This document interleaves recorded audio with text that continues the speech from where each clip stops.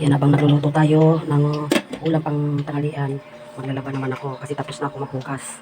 Yan, luluto pa ako ng pang-tanghalian namin, sabay-sabayin ko lang lahat yan. Tapos na ako sa lahat ng gawaing kalat, dito na lang sa ano namin yan, nakalat pa yan. Tapos kung maglalaba, lilinisin ko na naman yan. Sabay-sabayin ko na lahat para matapos. Habang naglalaba, nagluluto. Kaya nakaprepare na lahat. Tapos ko na pinakain yung aking mga alaga. Nandun na sa kwarto, kaya tahimik na sila.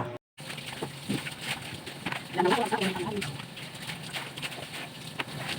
hindi na ako ng mga kapatid.